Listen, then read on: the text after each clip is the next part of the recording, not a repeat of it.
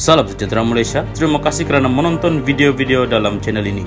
Sebelum kita mula, jangan lupa untuk tekan tombol subscribe, share, like dan komen.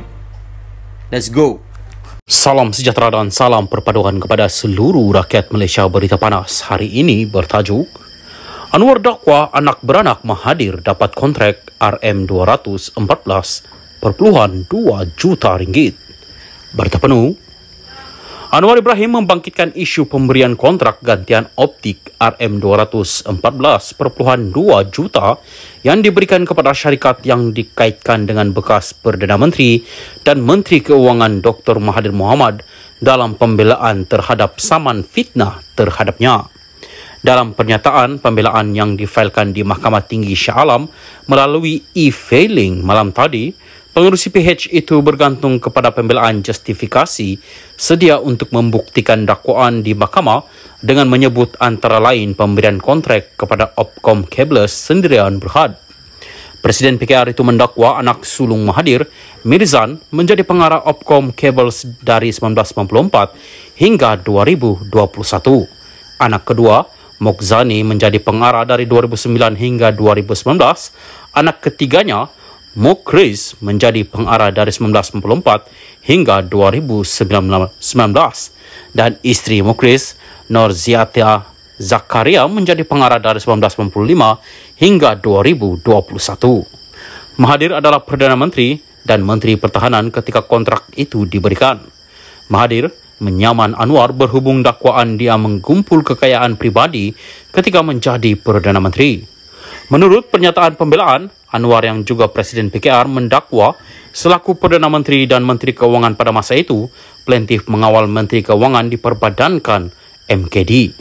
MKD katanya memegang satu saham khas, Golden Share, yang memboleh kerajaan membuat keputusan penting dalam telekom, yang menjalankan rundingan terus dengan Opkom untuk bekalan gentian optik berkenaan.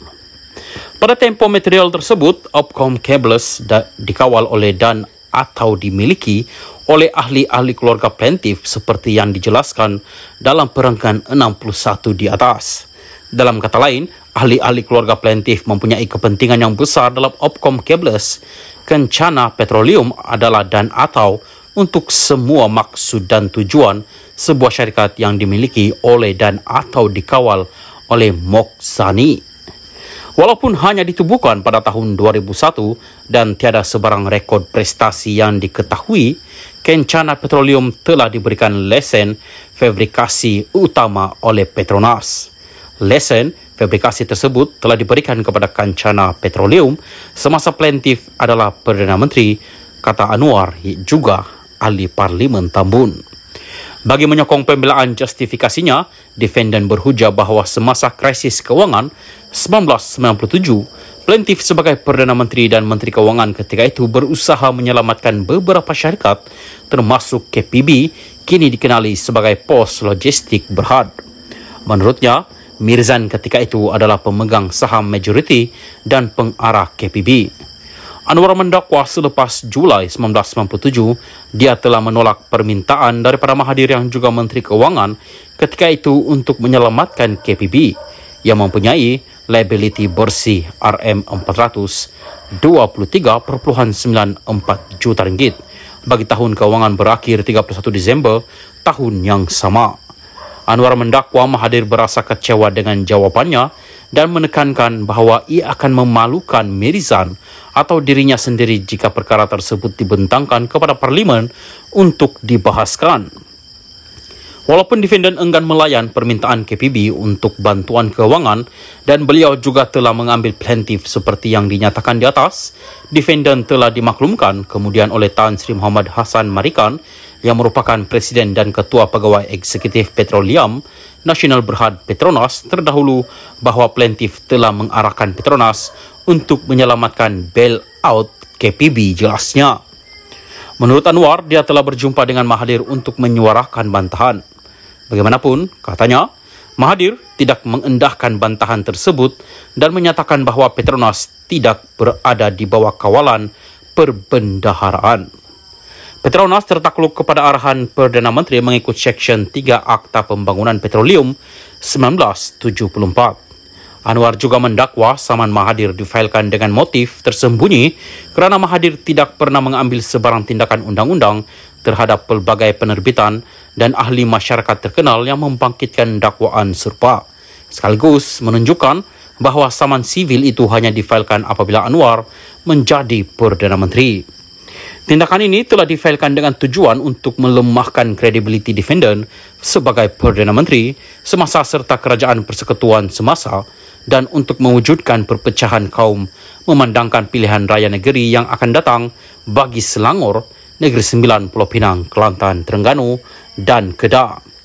Plaintiff telah baru-baru ini membuat banyak serangan umum yang tidak berasas terhadap kerajaan persekutuan semasa yang dipimpin oleh defendant semata-mata untuk melemahkan, menjejaskan kredibiliti mereka memandangkan pilihan raya negeri yang akan datang bagi Selangor, Negeri Sembilan, Pulau Pinang, Kelantan, Terengganu dan Kedah.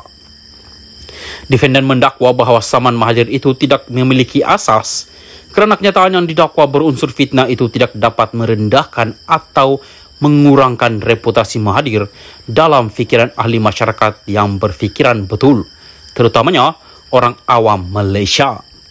Defendant menyatakan bahawa reputasi dan kredibiliti plaintiff telah dan akan diadili berdasarkan kelakuannya sendiri. Serangannya yang berniat jahat dan tidak berasas terhadap kerajaan semasa yang dipimpin oleh defendant dalam usaha untuk menebus dirinya secara politik dengan apa-apa kos, termasuk tidak terhad kepada menghasut gelora perkauman dan menjejaskan kestabilan politik, ekonomi dan sosial, telah menyebabkan beliau tidak lagi dianggap sebagai orang yang boleh dipercayai, kata Anwar. Mahathir diwakili Peguam Muhammad Rafiqi Rashid Ali, manakala Anwar diwakili Peguam Alif Benjamin Suhaimi.